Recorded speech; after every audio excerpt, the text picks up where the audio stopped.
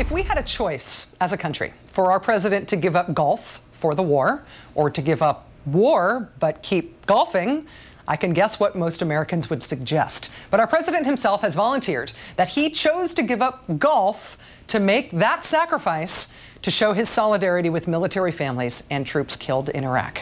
Quoting the president, "I think playing golf during a war just sends the wrong signal."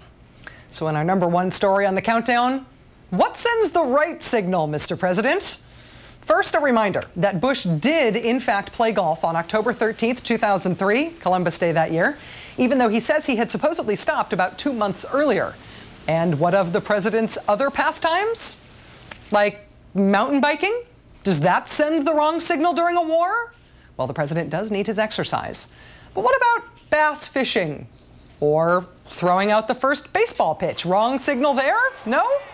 Well, how about the dancing?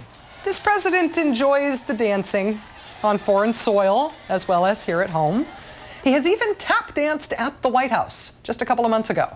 Did any of that send the wrong signal as the war entered the 6th year?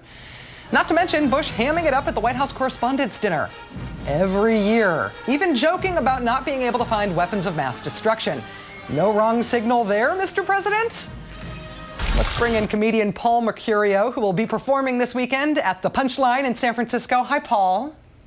Hi, Rachel. Nice to see you. Nice to see you, too. Let's dispense with the Bush golfing claim first. He says he gave up golf to honor the troops, but we know of at least one occasion when he golfed even after he said he had given it up. Do you think the president was confused? Was there some other explanation?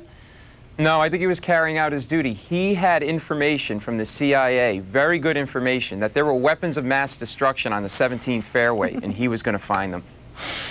We have detailed the many other leisure activities which the president did not sacrifice. But listen, can I just tell you, I think we're being too hard on him. I mean, he's really, he's, you know, there was that one time he never went back to the golf course because his people didn't want to have him seen on the golf course. They didn't want Bush seeing that image all over the news and stuck in a sand trap, swinging wildly at a ball, digging himself in deeper and deeper. And then, you know, in the end, he'd just leave the ball there for somebody else to deal with.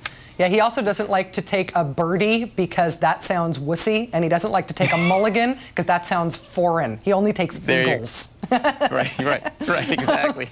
You know, the many other leisure activities which the president didn't sacrifice is like kind of legion. Do you think there's any rhyme or reason to this, why he supposedly gave up golf but not fishing or mountain biking or making videos with Barney? No, listen, I can't make any sense of this. This is not the George Bush I know. George Bush unilaterally gave up golf. He went from putting and driving to cutting and running. That is not the George Bush I know. But listen, I think we're too hard on this guy. This guy has given up more than golf for the war. He's given up a lot of things. He's given up Republican control of Congress, Social Security reform, and approval of 70% of the country. The dancing alone requires maybe some focus. The president has pretty much danced all over the place. Exactly. In the portico of the White House. Do you think this is his version like of a nervous tick? Well, it could be. I mean, look, I still think we're hard on him about the dancing or whatever. What have we given up as a country, as average citizens? What have we given up? Habeas corpus? You know, so what?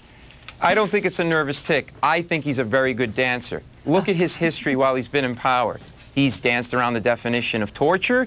He's danced around the reasons for going in Iraq. He's danced around the English language. This guy is on his way to Dancing with the Stars. One last question, Paul. For a president who says he wants to avoid sending the wrong signal during a time of war, there are these other matters. He's even made jokes about not finding weapons of mass destruction in Iraq. Do you think he misunderstands the concept of comic relief? You know, unfortunately, I think he does. He doesn't understand how funny he is when he speaks because he laughs in all the wrong places. And I understand why. It's not his fault. There's a signal that goes between his brain and his head. His mouth and his brain are on a satellite delay. And sometimes that signal gets interrupted by an episode of SpongeBob SquarePants.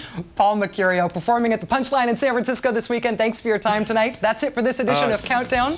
I'm Rachel Maddow. You can catch me on Air America, 6 o'clock Eastern weekdays. Keith's back on Monday. Good night.